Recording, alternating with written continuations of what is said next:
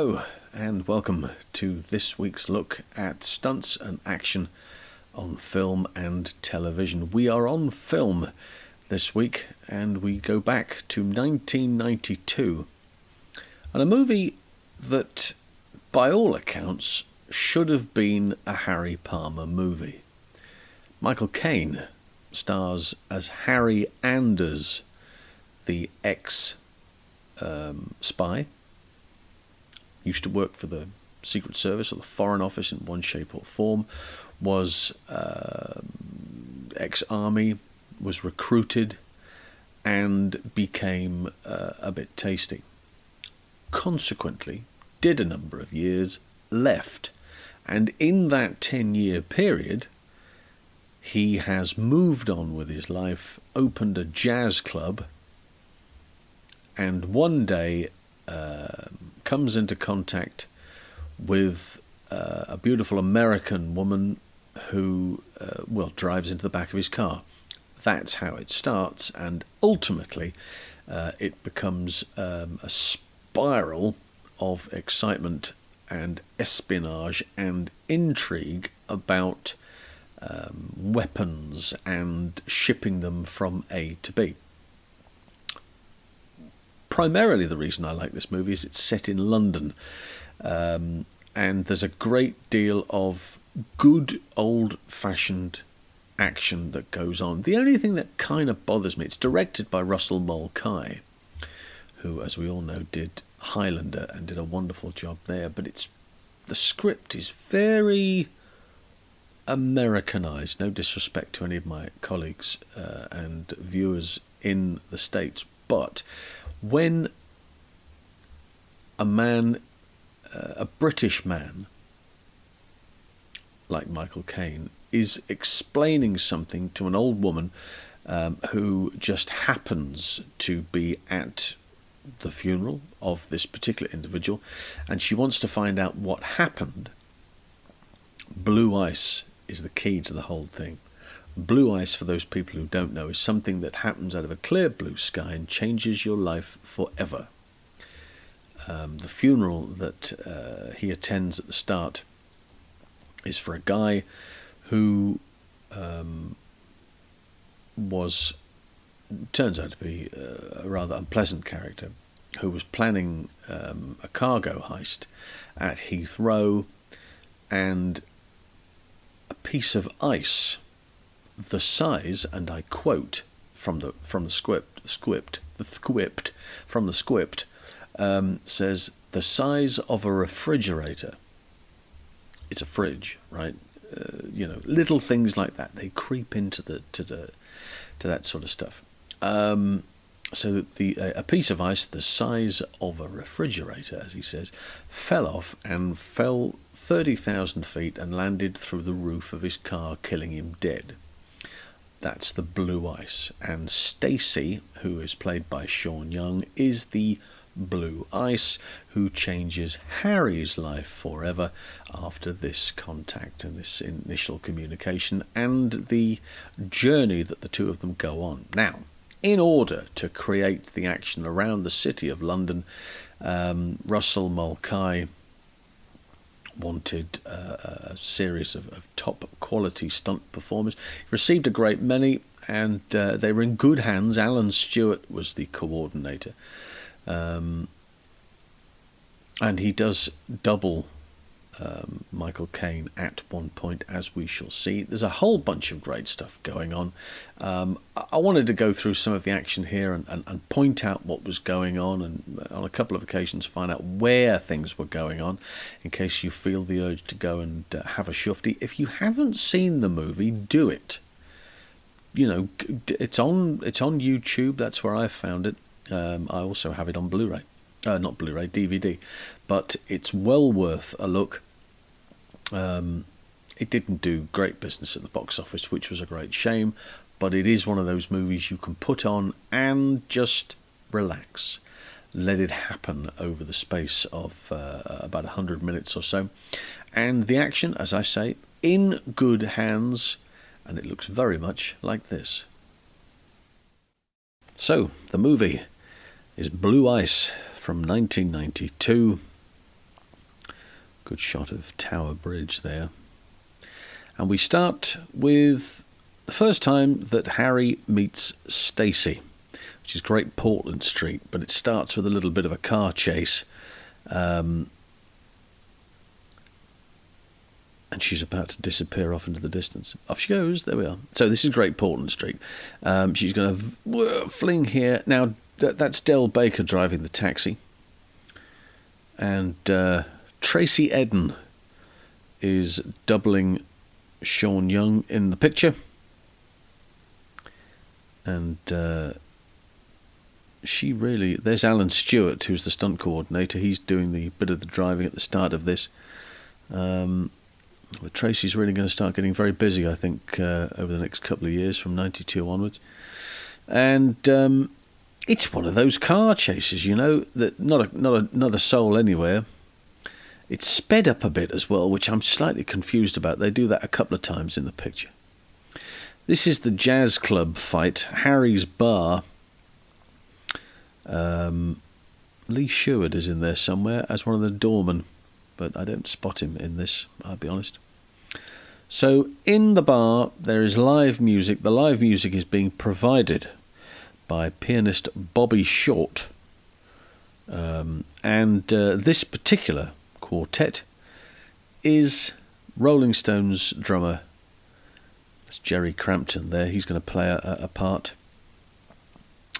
Charlie Watts, it's his band. Little bit of a fight breaks out. And Harry goes down to sort it out. Jerry Crampton is fighting Wayne Michaels down here. There's the two of them. Jerry just about to land a haymaker. Bit of furniture. Have that. Harry's going, no.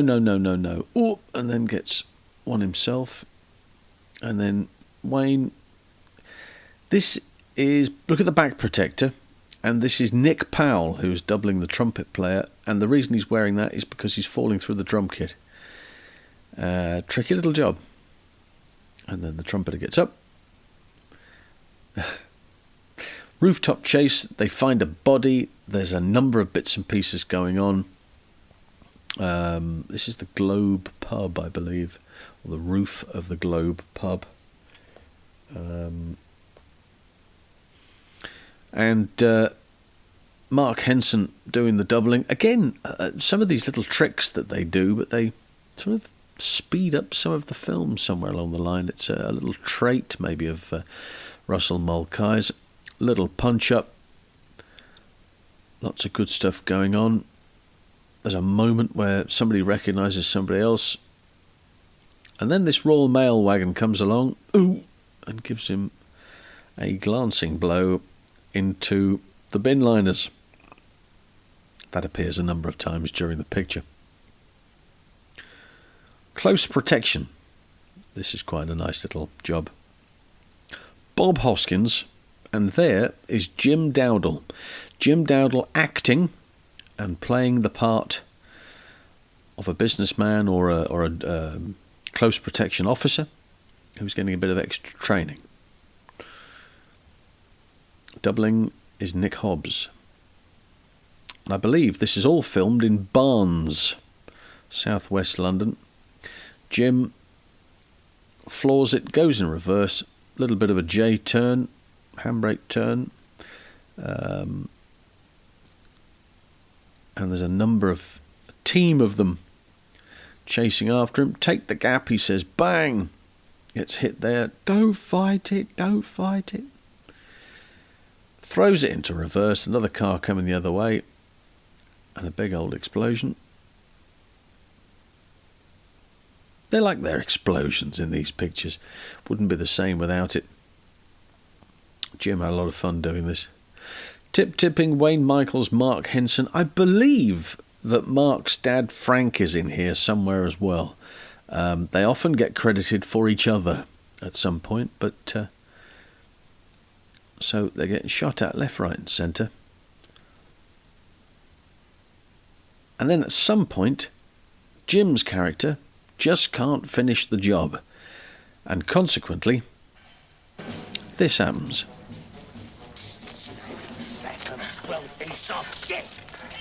He's just tried to kill you! Blow his face off! Kill him!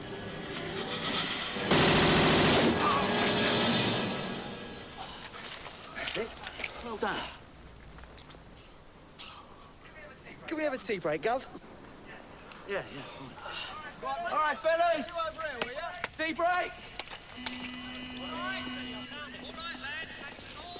There's Mark underneath the balaclava.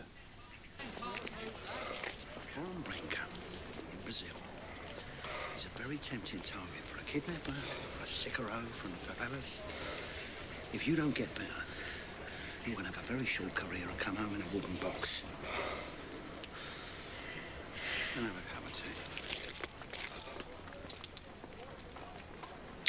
Another successful character.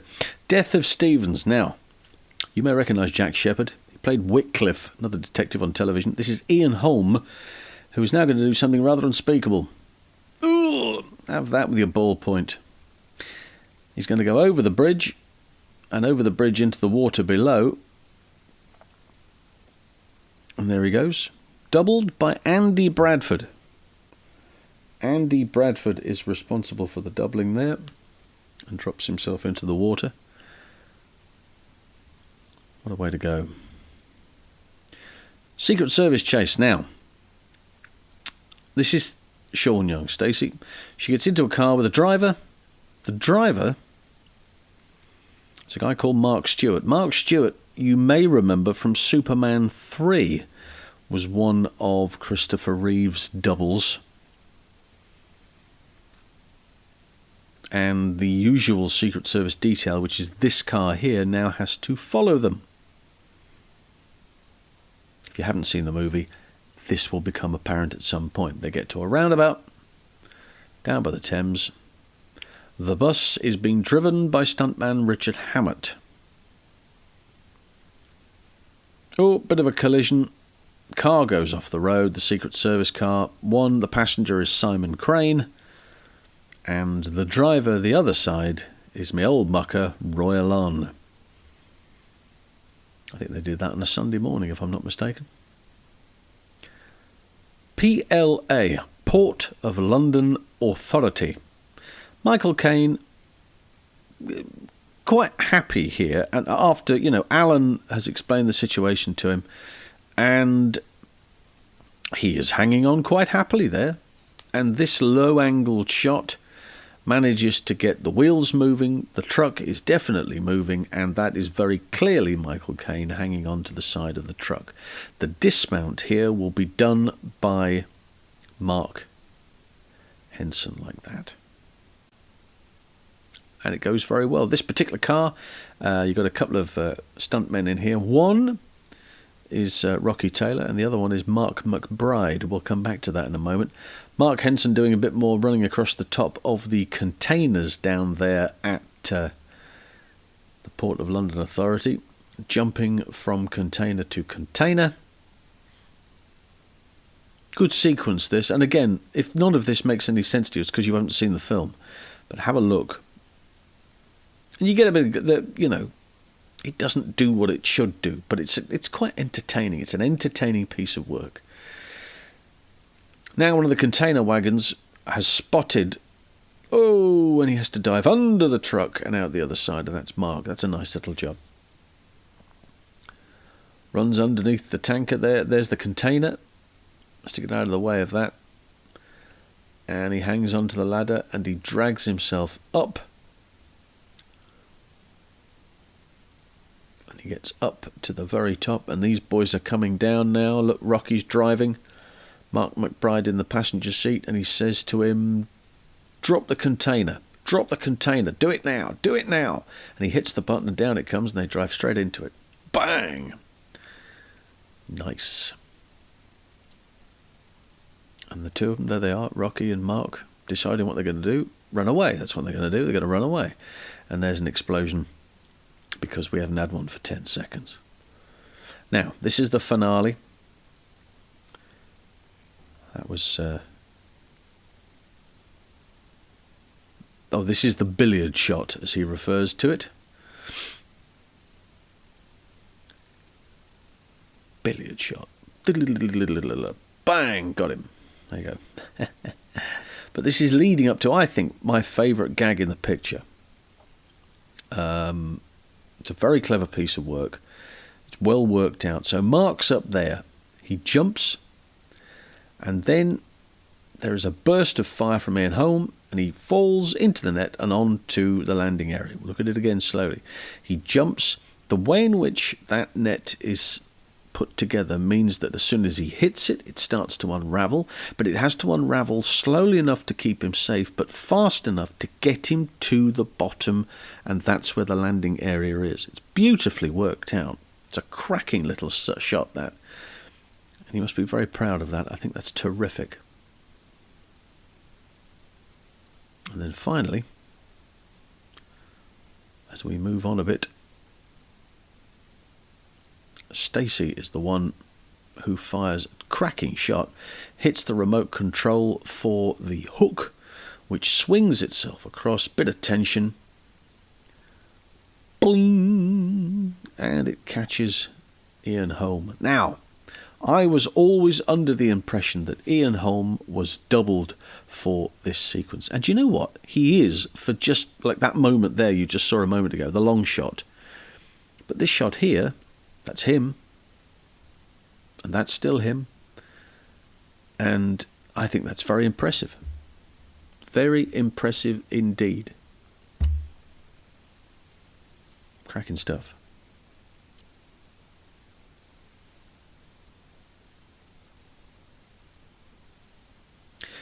And the credits, well, Alan Stewart, Roy Alon, Del Baker, Andy Bradford, Jerry Crampton, Simon Crane, Jim Dowdle, Tracy Eden, Elaine Ford, Richard Hammett, Mark Henson, Frank Henson. So there's Frank gets a credit as well. So he was driving, I think. Nick Hobbs, Mark McBride, Wayne Michaels, Gareth Milne, one of the terrorists. Nick Powell is down as the trumpet player, and I think that's fair under the circumstances. He was on the stage doubling the trumpet player.